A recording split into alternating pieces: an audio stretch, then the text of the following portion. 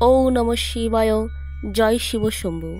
বন্ধুরা, আগামী 8ই মার্চ 24শে ফাল্গুন শুক্রবার দিন এই বছরের মহাশিবরাত্রি সম্পন্ন হচ্ছে। যদিও এই বছর অর্থাৎ 2024 সালে এই মহাশিবরাত্রি 2 দিন থাকছে, 8ই মার্চ শুক্রবার এবং 9ই মার্চ শনিবার দিন। কারণ শুক্রবার রাত্রি 8টা থেকে শুরু হচ্ছে শিব চতুর্দশী তিথি এবং চতুর্দশী তিথি থাকছে পরের দিন শনিবার সন্ধ্যা 5:43 পর্যন্ত।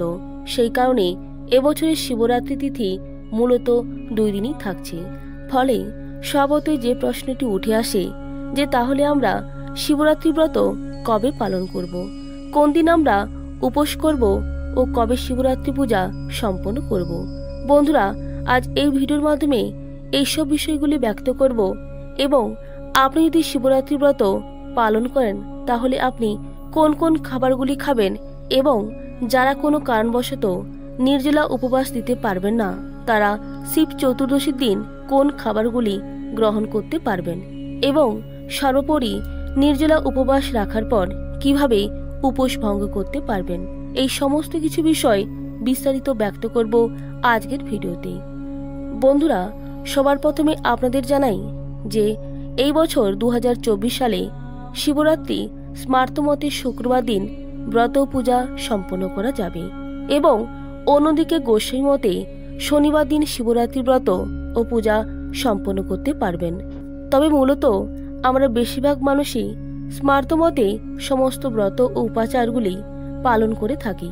তাই যদি আপনি স্মার্তমতে বিশ্বাসী হন তাহলে সেক্ষেত্রে শিবরাত্রি ব্রত পূজা উপোস শুক্রবার দিন অর্থাৎ 8ই মার্চ সম্পন্ন করা প্রয়োজন এবং শিবরাত্রি পালন ক্রিয়া শনিবার দিন অর্থাৎ 9ই মার্চ 9:51 পূর্বে সম্পন্ন করা প্রয়োজন।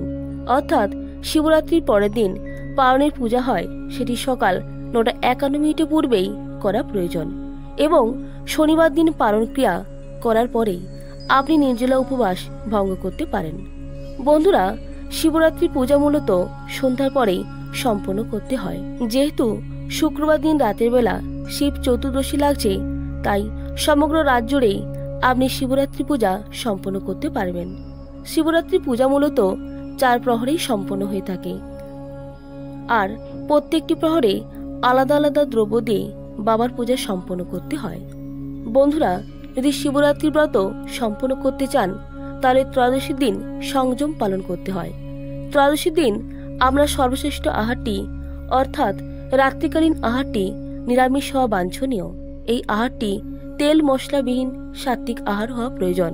যদি নির্জলা উপবাস সম্পন্ন করতে চান তাহলে পরের দিন অর্থাৎ শুক্রবার দিন ব্রহ্মমুহূর্তে ওঠার পর স্নান পর্ব সেরে নিয়ে পরিষ্কার বস্ত্র পরিধান করে হাতে কিছু অক্ষত চাল নিয়ে সংকল্প গ্রহণ করবেন যে আপনি সম্পূর্ণ নির্জলা উপবাস থেকে বাবার পূজা সম্পন্ন করবেন।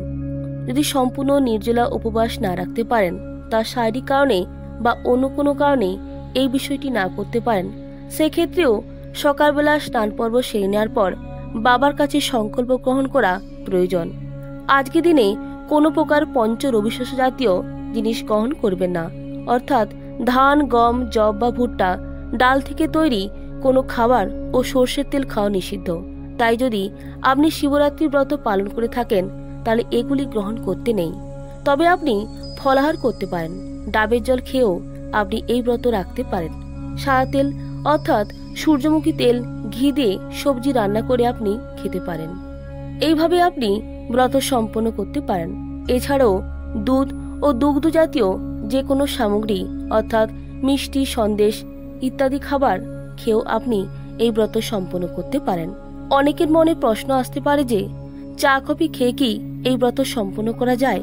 যদি নির্জলা উপবাস সম্পূর্ণ না করতে পারেন তাহলে সাবুর পায়েস, খিচুড়ি ও সেমা চাল এগুলিও গ্রহণ করতে পারেন। তবে সাধারণ লবণের পরিবর্তে আপনি সন্ধক লবণ বা শিলা লবণ ব্যবহার করবেন। বন্ধুরা, যজ্ঞের মধ্যে যেমন অশ্বমেধ যজ্ঞ, তীর্থের মধ্যে যেমন গঙ্গা, তেমনি পুরাণ অনুযায়ী ব্রতের মধ্যে শ্রেষ্ঠ হল শিব চতুর্দশী ব্রত। তাই শিবরাত্রির ব্রত পালন করলে ধর্ম, অর্থ, কাম, মোক্ষ এই চতুর্বিধ ফল লাভ হয়। এই ছিল আজকের ভিডিওর মূল আলোচ্য বিষয়বস্তু। প্রত্যেকে ভালো থাকবেন, সুস্থ থাকবেন এবং আজকের এই ভিডিওটি আপনাদের যদি সমৃদ্ধ করে থাকে তাহলে লাইক কমেন্ট শেয়ার করবেন। নমস্কার, ধন্যবাদ। ঈশ্বর আপনার মঙ্গল করুক।